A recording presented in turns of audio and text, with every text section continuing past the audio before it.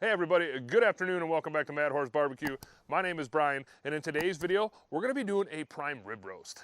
Now, I should really, by today's video, I should mean, tomorrow's cook. The video's starting tonight, the cook's gonna go on tomorrow. But there is just a little bit of prep work you can do these prime rib roasts that really kind of sort of take them over the top. If you got a little bit of extra time on your hands, that thing being, a dry brine. A dry brine, all you need is some coarse kosher salt, and you need your meat, and you need a refrigerator, and that's about it. Super, super, super simple. Now, this prime rib roast, I had my girlfriend actually picked up from Walmart. I think it's a 2 or 3 bone, it's a bone-in prime rib roast.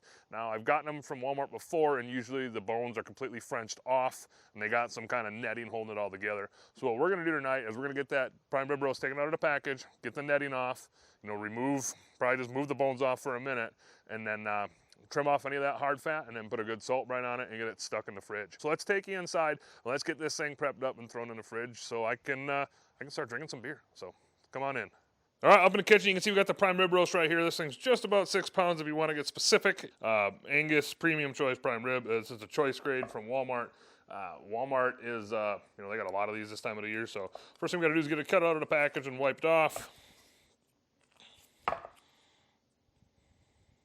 Okay, first thing I'm gonna do is I'm gonna get this net off actually, just because I got tons of butcher string. So, and if you don't have the butcher string at home, you might just leave the net on because I'm pretty sure this bone is gonna be mostly Frenched right off. Yeah, so it's still attached, but worst comes to worst, if you wanted to take it off and put it back on, you could, or if you wanted to take it off and just cook it just like this, you could too. But I'm gonna take it off. Gonna move to the side, throw it away. Then I'm just gonna pat this dry. If you wanted to take this out of the package, leave that netting on, make yourself like a little paste or a little spread to put on here, or just, rub this thing down, you sure as heck can. But for me, I've done these enough times where I think it's better if you do a salt brine. And to me, when you do a salt brine, the salt brine really isn't gonna penetrate through this fat, especially the hard stuff. So I'm just gonna go ahead and take my knife, and I'm gonna start removing some of this hard fat. And if you get it going good enough, you should kind of be able just to peel it. Yeah, and you can kind of see it there's a silver skin on here, but it should just pretty much, a lot of it should peel right off. Or some of it, I should say, should peel right off. And you can see that it's got the, the big chunk of fat there on the end. I am going to remove that. Again, I'm just going to use my knife and just go right in. And just kind of make my way down. Try not to remove any of the meat.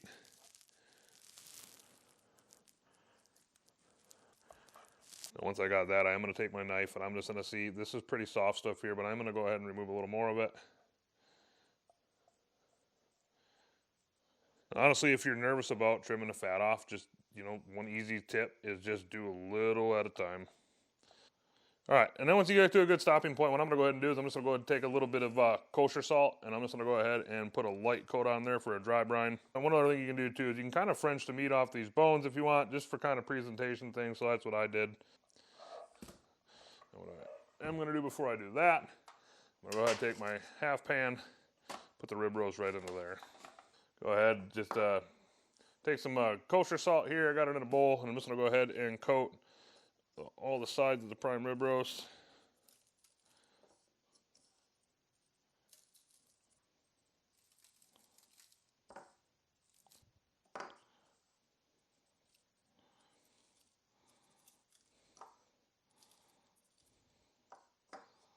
Okay, that's going to be good for the salt brine.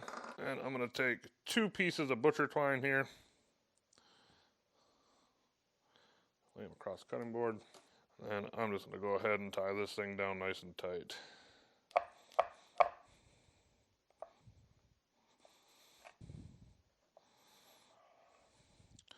Okay, now since I got that tied tight, take my knife, cut the ends off.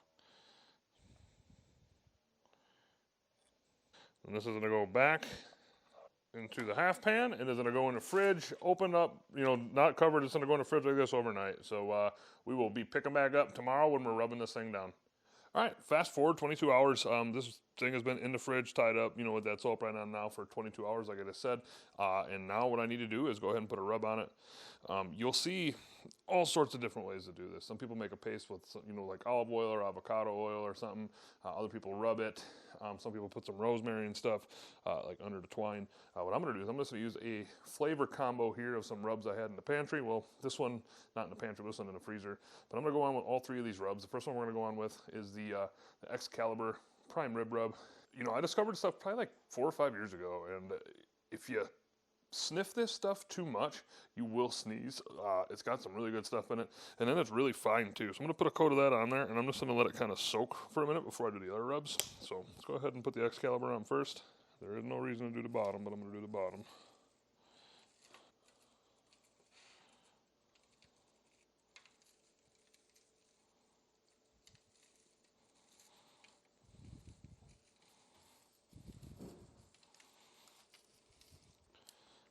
Okay, I'm gonna let this sit for about 5 minutes. All right, 5 minutes are up. The reason I did that is because this Excalibur Prime Rib Rub, this stuff, it tacks up really, really, really quick, you know. So that's pretty much the reason why I'm not using a binder on this. Otherwise, I typically would use a binder.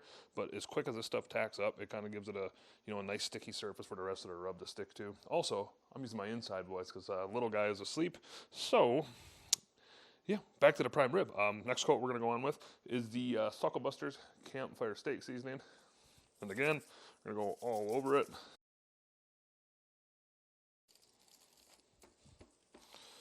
And then we're gonna go on with the Sucklebusters Hoochie Mama, just a light coat of this stuff. Okay, just go ahead and pat that in, and I'm gonna let this sit out on the countertop until it's time to throw on. So we'll pick back up when we're throwing it on the grill. All right, guys, down at the, yeah, you guessed it, Pitts and Spitts Maverick 1250. Yes, I still do own this grill for everybody who always asks me. I do use this grill still quite a bit. If I ever got any, you know, bigger cooks, like I did a couple briskets for Thanksgiving, overnight I did it on here. I did turkey on here, a couple like full spatchcock chickens on here. Like I said, I do use this a lot, but I just don't record on it that much just because I'm a big fan of the drums, as you can probably tell. But anyways, Pitts and Spitts Maverick 1250 right here. Got the cold weather cover on. Completely optional, because I know people will ask, but I live in Southwest Minnesota. Today is 30 degrees or so, and this will help with pellet consumption immensely. And I honestly think it kind of like even like hones this thing in even closer. Like I got it set for 180 right now, and if anything, maybe it just runs just a little bit better with this cold weather cover on. So right away, this thing just came out of the fridge like 20 minutes ago.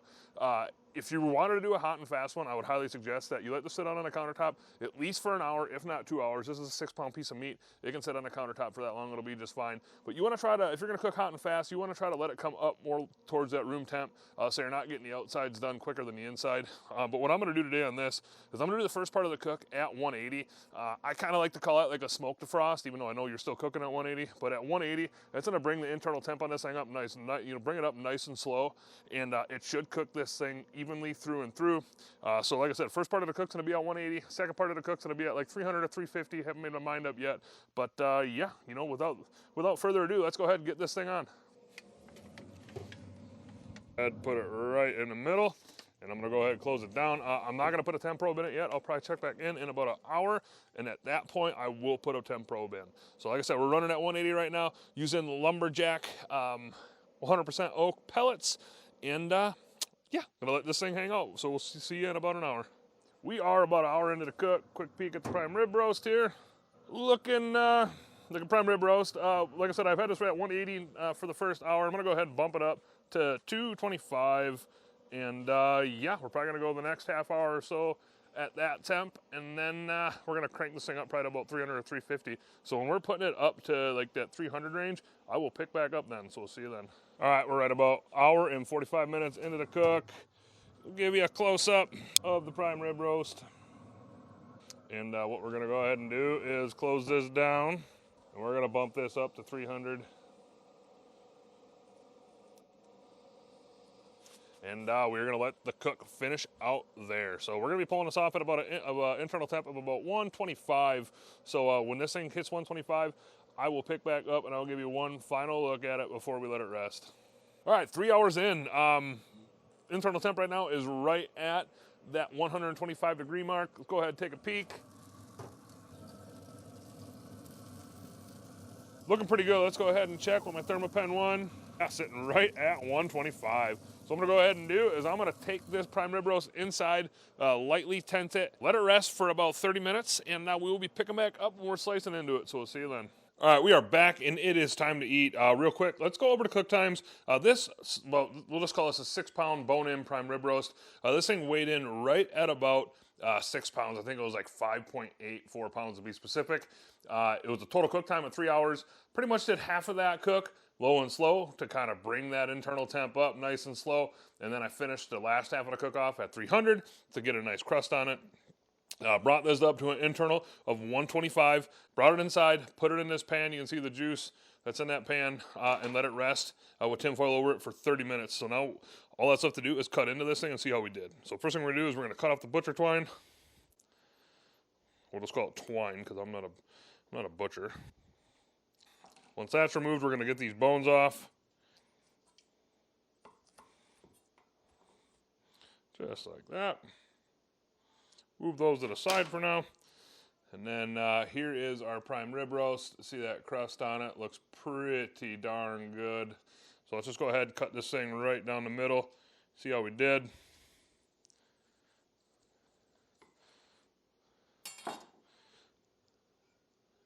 Looking, yeah, I'd give that a more medium grade than medium rare, but that's fine.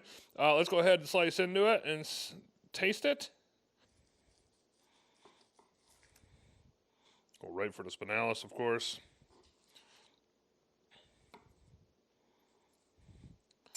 Bring you in for a taste test. Go ahead, give it a try. I gotta try the rest of it. You know, first things first, you know, if you follow my channel for a while, you know I'm a big fan of salt. The combination of those rubs on the outside of that thing is just absolutely fantastic. Every piece of that spinalis was just more enjoyable than the first piece. Second thing off, you know, that 24-hour salt burn, or the 22-hour salt burn I did really makes a difference on just, you know, any prime rib roast in specific. But this is a Walmart prime rib roast. Might not be as good as other ones you get. You know, that salt brine on there is really good. And obviously doing it, you know, low and slow for, you know, hour and a half, you know, letting it really get some smoke, and then cranking it up to finish off the, you know, cook is also another really, really, really good taste in this prime rib roast.